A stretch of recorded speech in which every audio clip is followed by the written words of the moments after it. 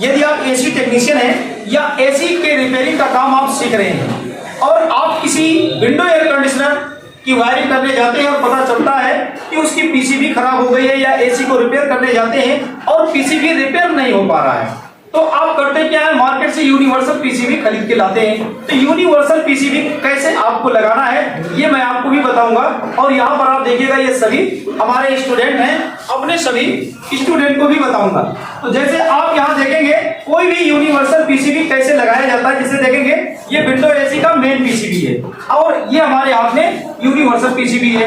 अब इसे आप कैसे लगाएंगे, तो आज से आप ये जान लीजिए, किसी भी विंडो एयर कंडीशनर में उसका मेन होता है क्या, कंप्रेसर होता है। इसके अलावा आपको वायरिंग के लिए क्या मिल जाता है, हैंड मोटर मिल जाता है, स्विंग मोटर मिल जाता है, या कंप्रेसर के साथ आपको कंडेंसर, तो ये सब आपको मिलेगा वायरिंग के लिए। तो वायरिंग कैसे करना है, जैसे आप यहां देखिएगा ये हमारा यूनिवर्सल पीसीबी है। अब इस यूनिवर्सल पीसीबी में कौन तार कहां पर जुड़ेगा ये सब मैं आपको स्टेप बाय स्टेप बताऊंगा। तो सेम कार्ड का यहाँ पर हमने डायग्राम बना दिया है और इस डायग्राम को अगर आप अच्छे से समझ लेते हैं, गारंटी लेता हूं कभी भी आप विंडो एयर कंडीशनर में वायरिंग करने जाते हैं तो यूनिवर्सल पीसीबी लगाने में आपको कोई समस्या नहीं होगी। जैसे आप यहाँ देखिएगा, हम आपको स्टेप बाय स्टेप बताएंगे।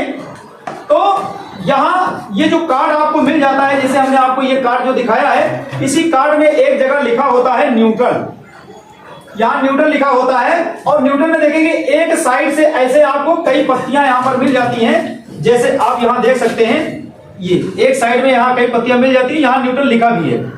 और इसके अलावा इसमें जो भी वायर जुड़ेगा वहां आपको लिखा तो मिल जाएगा, लेकिन आप तार कैसे जोड़ेंगे। जैसे आप यहाँ देखिएगा न्यूट्रल सप्लाई अगर आप यहाँ देते हैं तो न्यूट्रल आपको कहाँ कहाँ जोड़ना होता है किसी भी विंडो एयर कंडीशनर में। तो जब आप यहाँ न्यूट्रल देते हैं तो ये न्यूट्रल सप्लाई निकलेगा, सीधे कहाँ चला जाएगा, कंप्रेसर के साथ जो कैपेसिटर लगा होता है एक पिन पर इसके आएगा और यहीं से सप्लाई निकलेगी, तो कंप्रेसर के रनिंग पर सीधे जोड़ दिया जाएगा। लेकिन जब ये कंडेंसर पास करेगा तो यहीं से सप्लाई निकल करके कंप्रेसर के स्टार्टिंग पिन पर आ जाएगा।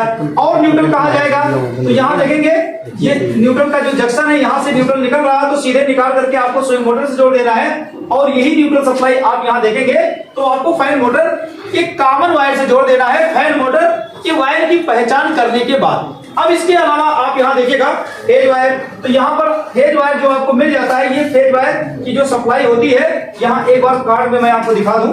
जैसे आप यहाँ देखेंगे, अब फेज सप्लाई कहाँ देना है, देखो यहाँ लाइन लिखा है और यहाँ कंप्रेसर लिखा है, तो इस वाले पिन पर आपको फेज सप्लाई देना है। जैसे आप यहाँ देखेंगे ये जो फेज सप्लाई निकल रहा है, इस रिले के लाइन वाले पिन से आपको यहाँ फेज देना है।